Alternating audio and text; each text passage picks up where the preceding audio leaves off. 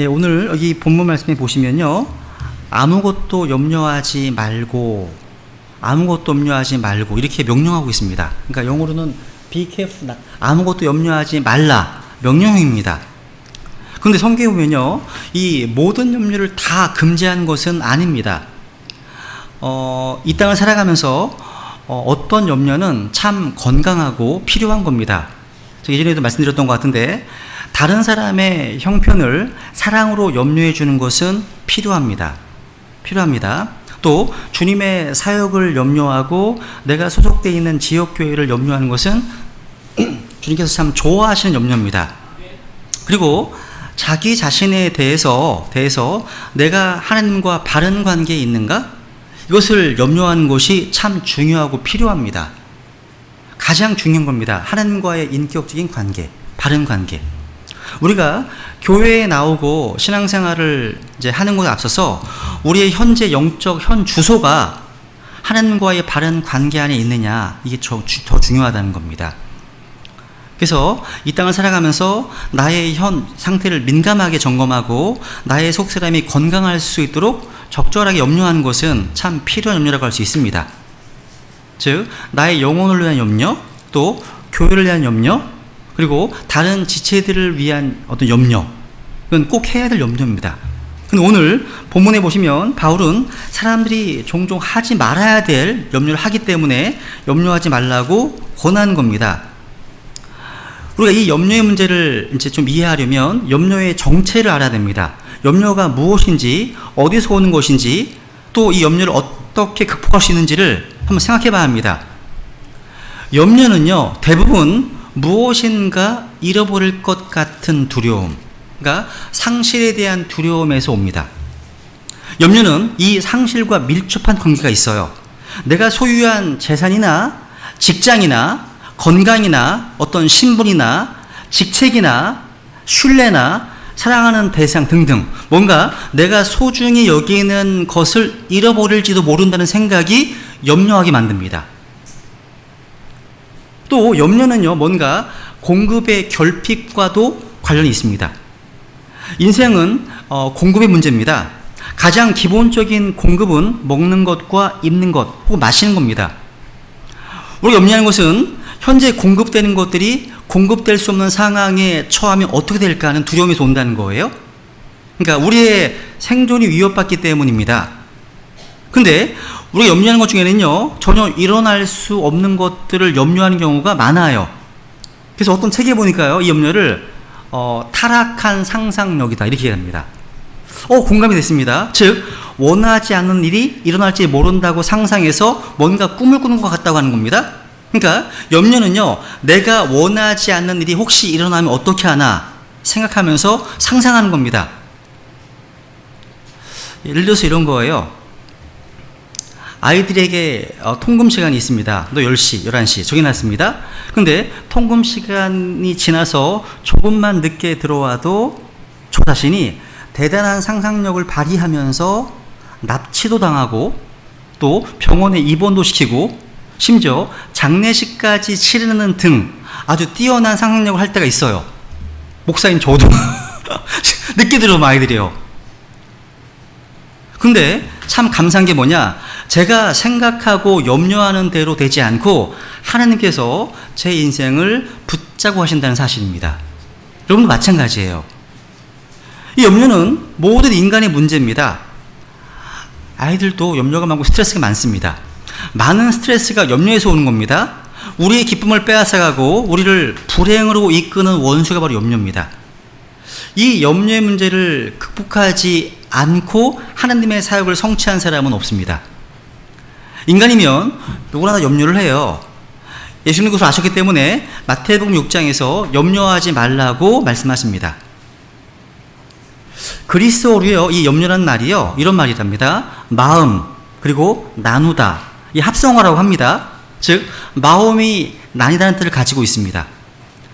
마음이 나뉠 때 기쁨이 사라지고 평강이 없어집니다. 한번 누가복음 10장에 보시면요, 예수님께서요, 마르다와 마리아가 살고 있는 집을 찾아가셨을 때 마르다는 분주하게 일했고 마리아는 예수님의 발 아래에서 말씀을 경청했습니다. 그때 예수님께 와서 마리아에게 명해서 자신을 돕게 해달라고 이야기하죠. 그때 주님 반응을 보세요. 한번 읽어볼까 같이요. 누가복음 10장 41, 42절입니다. 시작. 예수님께서 그녀에게 응답하여 이르시되 마르다야 마르다야 내가 많은 일에 관하여 염려하고 근심하나 한 가지가 필요하니라. 마리아는 그 좋은 부분을 택하였으니 그것을 빼앗기지 아니하리라 하시니라. 그러니까 마리아는요 오로지 한 마음, 그러니까 한 마음으로 예수님을 바라보고 있었습니다. 말씀에 집중하고 있었잖아요. 근데 마르다는요 여러 가지 많은 일로 인해서 마음이 나뉘어져 있어요. 그래서 예수님을 집에 모시고도 기쁨이 없었고 염려와 근심이 많았습니다. 그러니까 예수님을 모신 마음에도 염려가 있을 수 있다는 거죠. 여러분, 예수님께 초점을 맞추지 못할 때 마음이 나뉘고 염려가 찾아옵니다. 우리 성경 신자들은 우리 주 예수 그리스도께 초점을 맞추고 집중해야 됩니다. 이 염려라는 단어가요 또 마음이 나뉜다는 뿐만 아니라 옛날 영어에는요 질식시킨다는 뜻도 갖고 있습니다.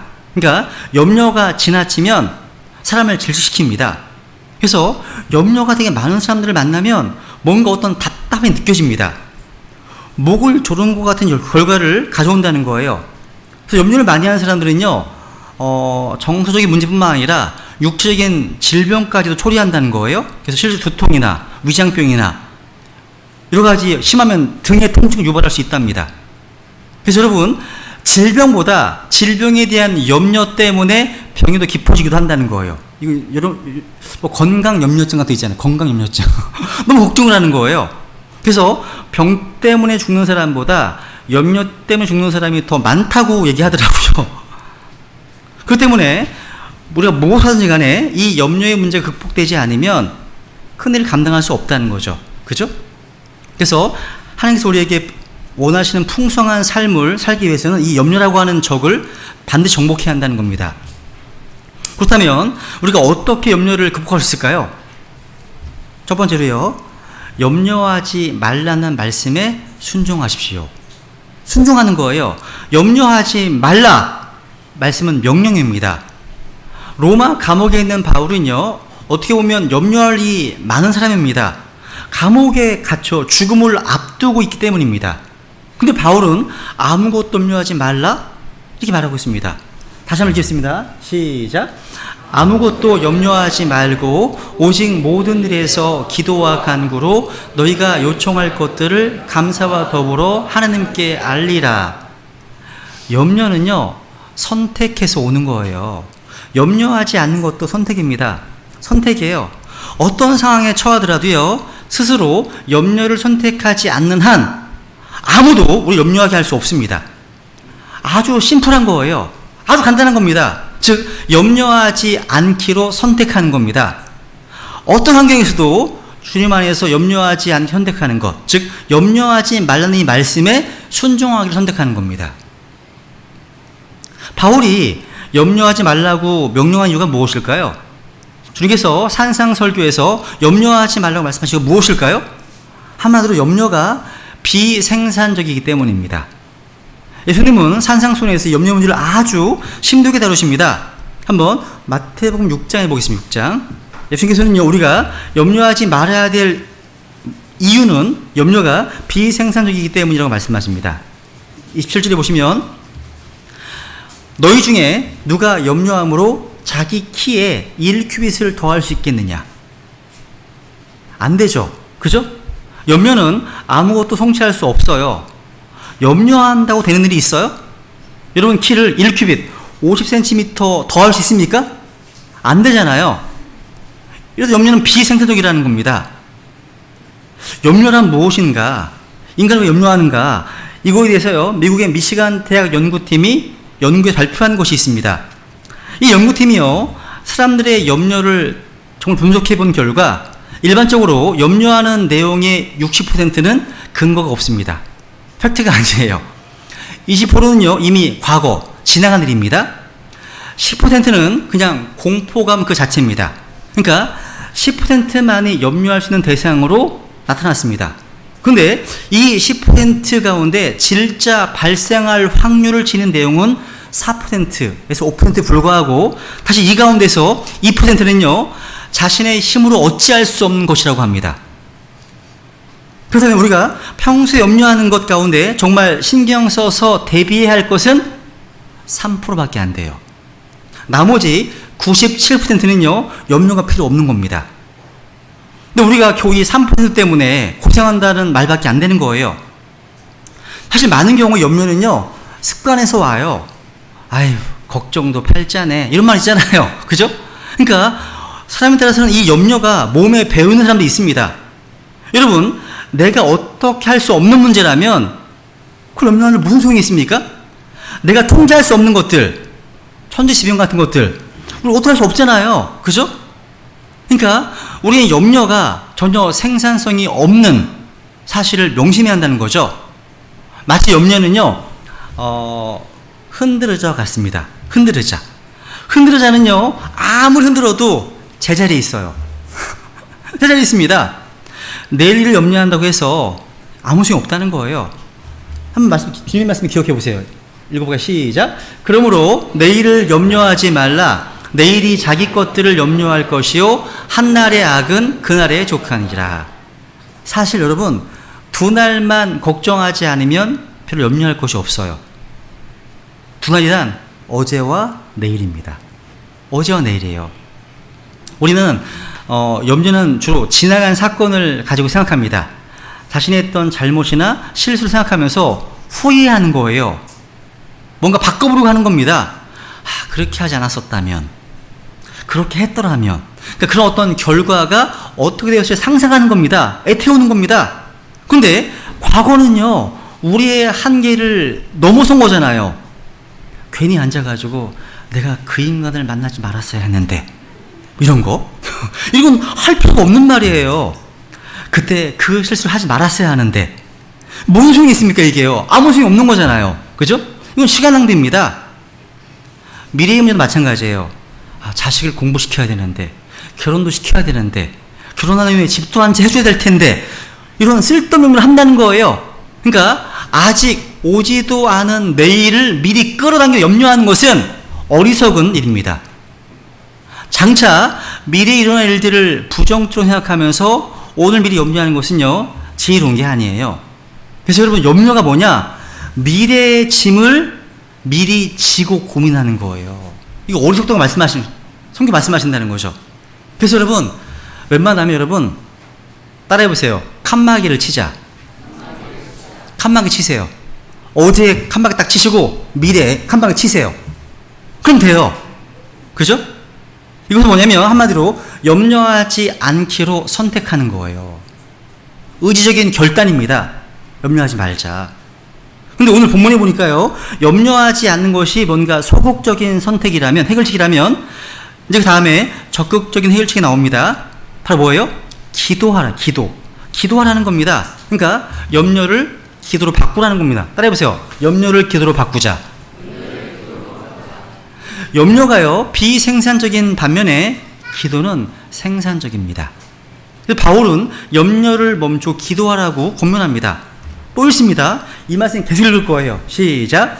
아무것도 염려하지 말고 오직 모든 일에서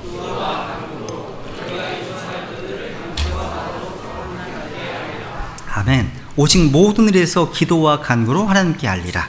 그러니까 염려할 시간에 뭐 하라는 거예요? 기도하라는 거예요. 여러분 염려를 안 하려고 몸부림치면 더 많이 염려하게 돼요. 염려는요 꼬리에 꼬리를 무는 생각입니다. 한 가지를 염려하기 시작하면요 그 염려 때문에 파생할 수 있는 수많은 나쁜 일들이 가지를 쳐요. 그래서 염려를 위해서 수많은 상상력이 동원되는 겁니다. 그래서 염려를 멈추려면 오늘 말씀 그대로 염려를 기도로 바꾸는 거예요. 여러분 기도는요 하나님께 나아가는 겁니다. 기도는요 하나님을 바라보는 겁니다. 기도하는 순간 염려에서 눈을 떼어서 하나님 바라보게 됩니다. 기도하면 하나님을 만나게 되고 하나님과 연결되고 하나님을 경험하게 됩니다. 그리고 하나님의 관점에서 하나님의 안목으로 내가 지금 염려하는 것들을 보기 시작합니다. 그러면 어느 순간 내가 염려하는 문제들이 사실 아무 문제가 아니라는 사실을 알게 돼요. 희한합니다. 여러분, 염려는요, 우리의 눈길을 문제에 두는 것이지만, 기도는 뭐예요? 문제를 능히 해결해 줄 수 있는 하나님께 눈길을 두는 겁니다. 제가 아주 예전에요, 그 미들타운 그 성경교회에 조지 젤러라는 목사님께서 쓰신 글이 하나 있더라고요. 제가 이제 좀 가끔 보는 글이거든요. 뭐냐면 제목이 하나님의 빛 안에서 문제 바라보기, 이런 제목입니다. 제가 한번 인용해 볼게요. 이런 내용이에요. 종종 읽는데, 기도로 하나님께 몰입하고 집중하면서 그분의 어떠하심 가운데서 자신의 여러 가지 문제들을 바라보기 원합니다 하면서, 하나님은 어떤 분이십니까? 이렇게 얘기합니다. 하나님은 모든 것을 하실 수 있는 전능하신 분이십니다. 그래서 우리 주님께서는요, 나의 문제를 해결해 주실 수 있으신 분이십니다. 그분께는 어떤 것도 어렵지 않습니다. 제가 이거 밴드에 올리겠습니다. 성경을 다 있거든요. 없습니다. 어렵지 않습니다. 어떤 문제도 그분에게는 크지 않습니다. 하나님은 모든 것을 아시는 전지하신 분이십니다. 그래서 그분께서는 나의 상황과 환경과 내가 처한 여러 가지 문제들에 대해서 모든 것을 알고 계십니다. 그분께서는 그 문제 해결책을 또 알고 계십니다. 또 내가 얼마만큼 감당할 수 있을지도 알고 계십니다. 하나님은 지혜로우십니다. 그분께서 나의 삶 속에 이 문제를, 이 환경을 허락하신 이유는 그분께서 나의 가장 좋은 것이 무엇인지를 아시기 때문입니다. 그분께서 또한 가장 좋은 해결책을 알고 계십니다. 하나님은 모든 곳에 존재하시는 편재하신 분이십니다. 내가 어려운 문제와 환경 가운데 있을 때에도 그분께서는 나와 함께 하시고 내 안에 계십니다. 그분께서는 결코 나를 떠나지 않으시고 또 버리지 않으실 것입니다. 그분께서는 결코 그 문제를 내 스스로 해결하라고 말씀하지 않으셨습니다. 그 하나님께서 나를 돕는 분이시기 때문입니다. 또 하나님은 불변하시는 분이십니다. 하나님께서 나를 구원하심으로써 나의 가장 큰 죄의 문제를 해결해 주셨습니다. 그 동일하신 하나님께서는 내가 삶 속에서 부딪히는 더 작은 문제들이 무엇이든지 나를 도우실 수 있습니다. 하나님께서는 다윗이나 바울과 같은 우리 믿음의 선진들의 여러 가지 문제들을, 그 문제들 가운데 그를 도우셨습니다. 그 동일하신 하나님께서 나를 도우실 수 있으십니다. 우리는 항상 하나님의 하나님 되심을 의지할 수 있습니다. 그리고 하나님은 주권적인 분이십니다. 하나님께서는 내가 처한 모든 상황을 완전하게 통제하고 계십니다. 그분께서 이 문제를 내 삶 속에 허락하셨으며 그 문제는 나를 사랑하신 하나님 아버지께서 그분의 손안에 있다는 사실. 하나님은 또 신실하신 분이십니다. 내가 이 문제를 해결하기 위해서 하나님을 신뢰하면 그분께서는 결코 나를 실망시키지 않으십니다. 하나님의 약속은 실패할 수 없기 때문입니다. 또 하나님은 참되신 분이십니다. 하나님은 영원하신 분이십니다. 내가 영혼의 빛 가운데서 나의 문제를 보면 이 문제는 아주 사소하게 보일 뿐입니다. 이런 글이거든요. 되게 많아요. 지금 다 못 읽겠는데, 하나님은 사랑이십니다. 하나님은 선하신 분이십니다. 하나님은 공의로운, 쭉 설명해 놓은 겁니다. 무슨 얘기냐면, 우리가 하나님의 어떠하심 가운데서, 즉 하나님 아는 지식 가운데서 내가 처한 상황과 문제들을 바라보면서 힘을 내라는 얘기예요. 그래서 가장 중요한 지식은 하나님 아는 지식이라고 얘기할 수 있습니다. 오늘 본문에 보시면 기도와 간구, 아까 나와 있죠, 그죠? 여기 보시면 기도와 간구로, 이게 비슷한 것 같지만 강조점이 매우 달라요. 잘 보세요. 바울은 기도와 간구라고 했지 간구와 기도라고 하지 않았습니다. 이 순서가 바뀌면 안 돼요. 여러분, 염려를 이기기 위해서는요, 기도하고 간구해야 하는데 차이가 있습니다. 기도는요, 아까 말씀드린 것처럼 하나님을 바라보고 찾는 겁니다. 우리가 예배의 자리에 나올 때나 기도를 시작할 때 하나님 아버지를 먼저 찾지 않습니까? 내 마음이 정말 하나님을 향하면 어떤 일이 일어날까요? 하나님이 점점 크게 보입니다. 전지전능하신 하나님, 그 하나님께 압도당해서 그분의 은혜와 영광이 내 마음을 지배하기 시작합니다. 그때 저는 서서히 간구로 들어가는 거예요. 먼저 기도, 먼저 그 다음에 간구예요. 그러니까 간구는 뭐냐면 특정한 문제에 대해서 구체적으로 기도하는 거예요. 근데 제가 보면 많은 크리스찬들이요, 기도에 앞서 간구로 들어가요. 그럼 믿습니다. 아니에요. 기도를 통해서 간구로 들어오는 사람 이미 승리한 겁니다. 왜냐하면 하나님이 크게 보인 사람에게는 문제가 작게 보일 수밖에 없습니다. 그렇기 때문에 예배에 실패하는 성도는 세상에서 승리할 수 없습니다. 내 문제가요, 아무리 커 보여도 예배를 통해서 하나님을 만나고 그 하나님께서 내게 크게 보인다면 감당하지 못한 문제가 어디 있겠습니까?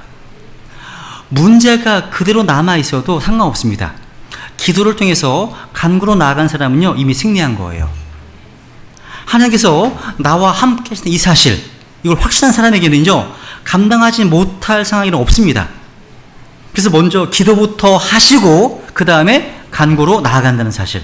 따라해보세요. 기도와 간구. 반대로 내 문제에 대한 간구부터 시작하면 그 문제에 눌려버려요. 눌려버립니다. 두렵습니다. 그러니까 불안이 증폭됩니다. 그러니까 처음부터 문제를 붙들고 늘어주지 말고 먼저 하나님을 묵상하라는 겁니다. 말씀 묵상하라는 거예요. 그 영광의 하나님을요. 그죠? 그래서 하나님께서 시작하신 이후에 간구로 나아가시라는 거죠. 그죠? 그래서 우리 삶의 주인 되신 하나님을 믿고 바라보시기 바랍니다. 근데 이 염려는 뭐, 염려는 하나님을 믿지 못하는 불신앙의 표현이에요. 예수님은 염려가요, 불신앙이라는 사실을 가르쳐 주셨습니다. 염려는요, 믿음이 부족한 데서 옵니다. 기도가 믿음의 표현이라면 염려는 불신의 표현입니다. 우리 염려는 많은 것들은요, 사실 하나님을 신뢰하지 못한 데서 오는 거예요. 잘 생각해 보세요. 믿음이 약해지면 염려가 생기지만 믿음이 강해지면 염려는 사라집니다. 보세요. 마태복음 6장 읽어볼게요. 같이 6장 31절 시작. 그러므로 오늘 있다가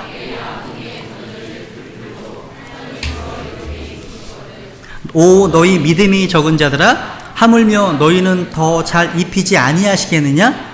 그러므로 염려하여 이르기를 우리가 무엇을 먹을까, 혹은 우리가 무엇을 마실까, 혹은 우리가 무엇을 입을까 하지 말라. 여기 보시면 염려하는 사람들을 향한 예수님의 책망은 믿음이 적은 자들아. 그죠? 그러니까 믿음이 커지면 염려가 사라지고 염려가 커지면 믿음이 사라집니다. 그러니까 한마디로 믿음과 염려는 함께 못 가요. 함께 못 갑니다. 그래서 우리는 믿음을 성장시켜야 하는 거예요. 믿음은 말씀을 들을 때 오잖아요. 하나님을 알 때 믿음이 성장하고 하나님을 의지할 때 믿음이 깊어지는 겁니다. 하나님께 순종할 때, 기도할 때 믿음이 자라는 거예요. 그래서 여러분, 하나님이 크게 보이면 문제는 작아 보여요. 그래서 믿음으로 하나님 바라보면 되는데 거꾸로 보고 있어요. 하나님 작아 보이고 문제가 커지는 거죠. 안 된다는 겁니다. 그죠?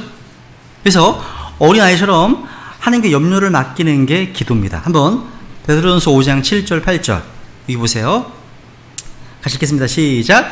너희의 모든 염려를 그분께 맡기라. 그분께서 너희를 돌보시느니라. 정신을 차리라. 깨어 있으라. 너희 대적 마귀가 울부짖는 사장같이 두루다니며 삼킬 자를 찾나니.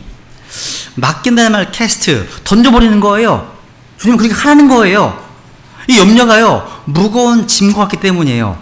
그 짐을요, 기도로 하나님께 맡겨버리시라는 겁니다. 그래서 시편 55편 22절 내 짐을 주께 맡기라. 내 짐을 주께 맡기라. 그러면 그런 기도를 붙드시고 의로운 자가 흔들리는 것을 허락하지 아니하시로다. 여러분, 비행기 안에서 짐 배당 들고 서 있는 사람 있어요? 내려놓는데 자기가 짐을 지고 있는 거죠. 이거 어리석은 거잖아요. 주님은 짐을 맡기라고 하시는데, 그죠? 짐을 지고서 버스 타는 사람이 있어요. 이렇게 무겁게. 내려놔야죠. 내려놔야죠, 여러분. 여러분, 염려를 주님께 맡긴다는 말이 뭐예요? 하나님께서 대신 염려하게 해드린다는 거예요. 마치 이런 거죠. 어떤 남편은요, 저일 수 있습니다. 그러니까 성가시고 골치 아픈 일은 다 아내에게 떠맡겨 버릴 때가 있어요. 무슨 얘기예요? 또 어떤 아이들은 자기가 할 일을 모두 부모에게 떠맡겨 버립니다. 또 내가 할 수 없는 일을요 잘할 수 있는 사람에게 떠맡기는 것처럼 너희의 모든 염려를 하나님께 맡기라고 명령하고 있는 겁니다. 맡기는 게 어려워요? 변호사에게 맡기는 건 돈 들잖아요. 하나님께 맡기는 건 안 듭니다. 그죠? 근데 안 맡기는 게 문제죠. 여기 보시면요, 이 염려를 말씀하시면서 너희들이 지금 마귀를 말씀하고 있죠? 아, 그렇구나. 염려를 조장하는 것이 영적 공격일 수 있구나. 배우게 됩니다. 우리에 대해 마귀가 하는 일이라는 거예요. 마귀는 불신앙을 주장합니다. 우리로 하여금 우리가 하나님의 자녀라는 사실을 망각하게 만들어서 세상 것들을 가지고 염려하게 만듭니다. 하나님보다 물질을 더 붙잡고 살게 하고 내일의 어떤 안전이 물질에 있다고 믿게 만드는 거예요. 여기 마태복음 6장에 보시면 아까 얘기하실 때 그 앞에 보세요. 6장 5절 이하에 보시면요, 예수님께서 염려하지 말라고 하시는 말씀하기 전에 아주 중요한 말씀을 앞에 주십니다. 24절 읽어볼까요? 시작. 아무도 두 주인을 섬길 수 없나니 이는 그가 한 주인을 미워하고 다른 주인을 사랑하거니와 혹은 한 주인을 떠받들고 다른 주인을 업신여길 것이기 때문이라. 너희가 하나님과 만몬을 겸하여 섬길 수 없느니라. 그러니까 재물의 신 만몬을 하나님처럼 섬기는 사람들에게는 염려가 많아요. 우리 신앙의 성장을 막는 장애물 가운데 하나가 바로 재물의 유혹입니다. 재물의 유혹과 염려는 함께 가요. 그다음 보세요. 13절 22절 시작. 가시나무들 사이에 씨를 받은 자 또한 말씀을 듣되 이 세상의 염려와 재물의 속임수가 말씀을 숨막히게 하므로 열매 맺지 못하는 자이다. 염려가 숨막히게 한다면 질식시키는 거예요. 이 세상에 염려가 많고 재물의 속임수에 빠진 사람들은 신앙에 성장하지 못하는 자, 그리고 열매 맺지 못하는 삶을 살지 못합니다. 그렇기 때문에 주님께 모든 것을 맡기시라는 거죠. 그죠? 여러분, 염려하면 불안해지고 불행해지지만 기도하면 하나님 만나게 됩니다. 그죠? 그러니까 염려할 시간에 뭐 하라는 거예요? 기도하시라는 겁니다. 그죠? 자녀를 위해서 염려하지 말고 기도하세요. 배우자에 위해서 염려하지 말고 기도하시라는 겁니다. 내일을 위해 염려하지 말고 기도하시라는 겁니다. 이 기도가 바로 평강의 열쇠입니다. 열쇠예요. 그래서 그렇기 때문에 이 염려를 기도로 바꾸는 것이 핵심인데, 오늘 본문에 보니까 뭐가 덧붙여 있습니다. 보세요. 다시 한번 시작. 아무것도 염려하지 말고 오직 모든 일에서 기도와 간구로 너희가 요청할 것들을 감사와 더불어 하느님께 알리라. 감사와 더불어가 덧붙여 있습니다. 염려를 감사로 바꾸는 것 또한 중요한 핵심 중 하나입니다. 바울은 아무것도 염려하지 말고 기도하되 구할 때 감사와 더불어 하나님께 알리라는 겁니다. 왠지 아세요? 감사가요, 염려의 해독제이기 때문입니다. 염려는요, 뭔가 잃어버린 것이나 나에게 없는 무언가에 집착할 때 생깁니다. 근데 감사하면요, 이 감사한 태도는 이런 염려의 해독제예요. 여러분, 주님께 주신 복을 한번 세워보세요. 구원의 복을 생각하면서 우리를 영원한 형벌로부터 건져주신 하나님의 은혜에 감사하시라는 거예요. 예수님의 그 보혈을 우리에게 주셔서 죄를 용서하시고 성님으로 복인하셔서 하나님의 소유된 백성으로 삼으신 그 은혜를 생각해 보시라는 겁니다. 그래서 모든 일에서 감사하라. 모든 일에서 감사하라. 이것이 그래서 예수님 안에서 너희 하나님의 뜻이니라 말씀하십니다. 그런데 오늘날 현대의학도요, 감사가 건강의 비결이랍니다. 감사가요, 정신 건강뿐만 아니라 육체 건강에도 도움이 된다는 거예요. 여러분, 감사하고 찬양하면 엔돌핀이 생깁니다. 엔돌핀은요, 통증을 줄여주고 면역성을 높여주는 놀라운 호르몬이라고 하는 거예요. 이런 걸 보게 되면 주님 앞에 기도가 돼요. 하나님, 우리의 예배가 엔돌핀이 막 솟아나는 예배가 되기 원합니다. 마음속으로 감사하고 마음으로 찬양하면 나온다는 거예요. 어떤 책에 보니까요, 신발이 없는 사람의 이야기가 소개되고 있더라고요. 이 사람은 신발이 없을 때 우울했습니다. 근데 거리에서 발이 없는 사람을 만나서 감사하게 된 후에 이렇게 말했답니다. 저는 신발이 없어서 우울했습니다. 거리에서 발이 없는 사람을 만날 때까지는요. 이렇게요. 여러분, 하나님께 주신 복을 세워보시라는 거예요. 하나님께 주시는 건강은 물론이고 병든 몸도요, 복이 될 수 있습니다. 나의 배우자, 자녀들, 또 직장, 또 공부할 수 있는 기회를 주신 것 또한 감사 제목 아닙니까? 그죠? 여러분에게 남아있는 소중한 것들에 대해서 한번 하나님께 감사해 보시라는 거죠. 진정한 행복은 일상이 있어요. 일상이 있습니다. 그래서 뭔가 지나친 변화, 로또 당첨 이런 지나친 변화를 탐하지 말고 일상 속에서 감사할 줄 알아야 한다는 거죠. 감사. 이렇게 여러분, 기도와 간구로 우리가 요청할 것들을 감사와 더불어 하나님께 알려지게 하면, 주께 어떤 약속하셨습니까? 그 다음 약속 보세요. 7절 말씀 시작. 그리하면 모든 이해를 뛰어넘는 하나님의 평강이 그리스도 예수님을 통해 너희 마음과 생각을 지키시리라. 하나님의 약속입니다. 보세요. 약속 보세요. 약속 보세요. 너희 마음 생각을 지키신다. 문제가 사라진다고 하지 않으셨습니다. 하나님의 평강이 마음과 생각을 지키신다. 약속해 주셨습니다. 하나님께서 나와 함께 하셔서 그분의 평강이 내 마음을 지켜주시면 우리가 처한 문제를 돌파할 수 있을 줄 믿습니다. 그렇기 때문에 염려로부터 승리하는 삶을 원한다면 기도와 간구의 삶을 사시기 바랍니다. 여러분, 이 기도가 회복되지 않으면 어떤 것도 소용없습니다. 아무리 다른 좋은 것을 강조해도 기도를 강조하지 않는 교회는 강력할 수 없습니다. 아무리 유명한 성경 교사가 와서 말씀을 전한다 하더라도 기도가 약한 교회는요, 그 은혜가 지속될 수 없습니다. 아무리 뛰어난 설교자의 설교를 많이 들어도요, 기도가 회복되지 않으면 능력이 나타날 수 없습니다.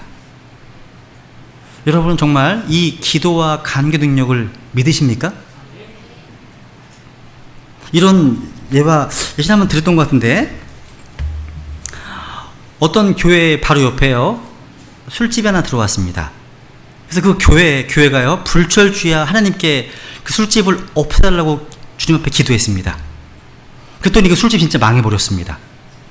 근데 이 술집 주인이 교회를 고소해버렸어요. 교회가 기도했기 때문에 자신들이 망했다는 겁니다. 결국 재판까지 갔는데 그 교회 담임 목사님께서 피고석에 앉아있고 술집 주인이 원고석에 있었습니다. 이 교회가 기도하는 바람에 우리가 망했으므로 교회가 이에 대한 배상을 해야 됩니다. 그러자 담임 목사님이 나오셔가지고 주인에게 이렇게 말했습니다. 가게 운영을 잘못해서 망해놓고 왜 우리 탓을 삽니까? 얘기를 합니다. 장사가 그렇게 잘 되는 술집이었는데 왜 갑자기 안 됩니까? 그게 다 당신네 교회가 기도해서 그런 거 아닙니까? 목사님 말씀하십니다. 아니, 기도한다고 어떻게 술집이 망합니까? 장사를 못해서 그런 거죠. 이렇게 술집 주인은 기도해서 망했다고 주장하고 교회 담임 목사는 어떻게 기도한다고 술 망할 수 있느냐고 싸움 붙은 겁니다. 이를 보던 재판장, 판사분이 이렇게 얘기하십니다. 누가 교회 목사이고 누가 술집인지 모르겠습니다. 이상한 거죠. 이상하죠, 아주. 이 이야기가요, 우리 이야기일 수, 현실일 수 있습니다. 입으로는 기도를 강조하면서도 실제로는 기도하지 않거나 기도의 능력을 믿지 않은 어떤 실질적인 무신론자의 모습이 우리 모습일 수 있다는 겁니다. 이와 비슷한 케이스가 사도행전 12장에 나와요. 온 성들이 모여서요, 감옥에 갇혀있는 베드로를 위해서 합심해 기도했습니다. 그죠? 보세요. 사도행전 12장 5절에 보시면, 읽어볼까요? 시작. 그러므로 베드로는 감옥에 갇혔으나 교회는 그를 위하여 끊임없이 하나님께 기도하더라. 복음 전파하다가 감옥에 갇혔습니다. 그래서 베드로가 풀려나기를 기도했잖아요. 근데 성령의 능력으로 기적같이 베드로가 감옥에 풀려났습니다. 베드로가요, 이제 형제자매들이 모여있는 마리아의 집으로 가서 대문을 두드렸습니다. 똑똑똑. 그때 로데라고 하는 여자아이가 베드로의 음성을 듣고 기뻐했습니다. 너무 기뻐서요, 문을 미처 열지 못하고 달려 들어가서요, 다른 사람들에게 베드로가 왔다고 알렸습니다. 전했습니다. 그랬더니 그들이 이 아이에게 뭐라고 말했습니까? 이렇게 얘기했습니다. 시작. 그들이 그녀에게 이르되 내가 미쳤다 하나 그녀가 확고히 단언하여 참으로 그러하다고 하니 이에 그들이 이르되 그것은 그의 천사라 하더라. 그들이 생각했을 때 감옥에 갇혀 있는 베드로가 지금 어떻게 올 수 있느냐는 거예요. 그런데 이들이 조금 전까지 무엇을 놓고 기도했습니까? 베드로를 위해서 기도하지 않았습니까? 정말 기도 응답을 베드로를 보내주셨는데 그 소식을 알려주는 아이를 향해서 야, 네가 미쳤구나. 미쳤구나. 이렇게 이게 뭘 의미하는 겁니까? 기도는 하는데 기도의 능력은 믿지 않는 것을 말합니다. 그렇기 때문에 우리는 기도와 간구의 능력을 믿고 뭔가 염려스러운 일들이 닥칠 때마다 기도 간구를 하라는 겁니다. 여러분 진짜 그렇습니다. 정말 온 마음 다해서 기도해 보세요. 무릎 꿇어 보세요. 그러면 기도하기 전과 후가 달라집니다. 실제입니다. 우리는 허상에 기도하는 게 아니에요. 인격적인 하나님께 기도하는 겁니다. 기도할 게 생각이 안 나면 그냥 무릎만 꿇으세요. 그리고 하나님의 임재 앞에 있다는 사실만 의식해 보세요. 달라집니다. 달라져요. 1분 전까지만 하더라도 머릿속이 염려로 가득 찼는데 그 모든 주님께 기도하고 간구하니까 염려가 사라졌습니다. 사라졌어요. 일은 그대로 여전히 남아있고 염려가 사라지고 그 대신 우리 속이 하나님의 평강이 임하는 거예요. 바뀐 건 없어요. 하나님은요, 기도를 들으시는 하나님이시라는 거죠. 그죠? 듣고 계십니다. 그거 원하시는 거예요. 여러분, 자세도 중요해요. 정말 자세를 잡고 무릎 꿇고 공손하게 하나님을 의식하는 가운데 그분 앞에 기도해 보세요. 출근할 때, 퇴근할 때, 또 주무시기 전에, 성경 읽을 때, 또 밴드에 누가 기도 좀 올라오면 보고서 바로 기도하시는 거예요. 기도하시는 겁니다. 여기 능력이 있습니다. 그러면 주님께서 우리의 마음의 생각을 지켜주신다는 거죠.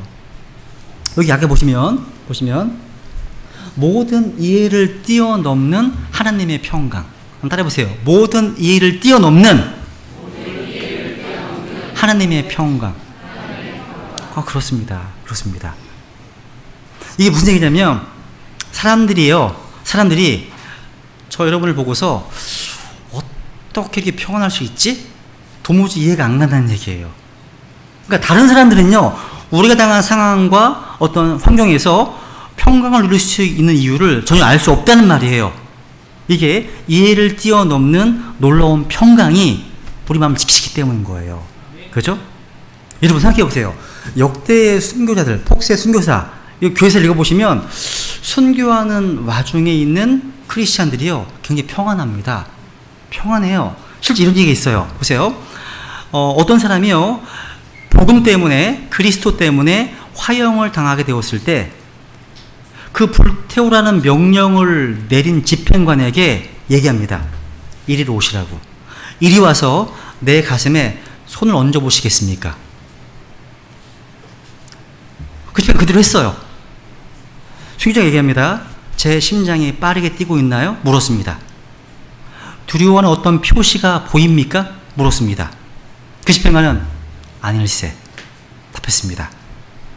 순교자는 이제 당신의 손을 당신의 심장에 얹으시고 당신이 저보다 더 긴장하고 있지는 않은지 한번 알아보십시오. 물었습니다. 이 순교자는요, 그날 아침 화형을 당하기로 되어 있었는데 감옥에 갇힌 베드로처럼요, 너무 달콤하게 잠을 자는 통에 흔들어 깨워야 할 정도였다고 해요. 실합니다. 실화예요. 이것은요, 이분이요, 하나님을 신뢰하고 있었고 기도하는 사람이었기 때문에 가능한 겁니다. 이러한 평강이요, 이해할 수 없는 평강이면 모든 길을 뛰어넘는 평강이라는 거예요. 어떻게 평안할 수 있지, 이런 상황에서? 그죠? 제가 마지막으로 하나 예화를 좀 소개하고 마치겠습니다. 이게 온도계와 온도 조절기의 차이 비교할 수 있습니다. 여러분 많이 더우시잖아요. 그죠? 그래서 뭐 에어컨 틀어 놓으시면 뭐 25도 맞춰 놓으시잖아요. 그죠? 야, 여러분 온도계는요, 현재 기온을 알려주는 역할밖에 하지 않습니다. 근데 온도 조절기는 내가 25도로 온도 조절을 해놓으면, 결정했으면 눈이 오든 바람이 오든 햇빛이 쏟아지든 간에 관계없이 25도를 유지합니다. 근데 우리 인생을 보면요, 온도계 같은 인생이 있고 온도절개 같은 인생이 있다는 거예요. 아무것도 염려하지 말라. 이 말씀들도요, 온도계 같은 인생이 있고 온도절개 같은 인생이 되라는 권면입니다. 어떻게 되라고요? 온도절기. 무엇이냐면 이렇게 권면한 바울 역시요, 온도절개 같은 인생을 살았습니다. 바울은요, 추우면 추워하고 더우면 더워하고 환경을 조금 바꿀 수 없는 무기력한 온도계 같은 삶을 살지 않았습니다. 어떤 상황에서도요, 기도와 간구로 자신이 요청할 것을 감사함으로 하나님께 알려지게 해서 하나님의 평강을 경험하는 온도절개 같은 삶을 살았다는 사실이에요. 안 변해요. 바울은 원수들이 아무리 자신을 모함하고 위협해도 마음속에 있는 평강과 기쁨을 빼앗기지 않았다는 겁니다. 우리 성경 신자들 역시 이러한 온도절개 같은 삶을 살아야 한다는 겁니다. 그래서 우리 기도하실 때 한번 어떤 상황에서도 기뻐하고요, 하나님의 평강을 잃지 않는 온도절 같은 그런 인생이 되겠다고 결단하면서 주님께 은혜를 구하겠습니다. 우리 같이 기도하겠습니다.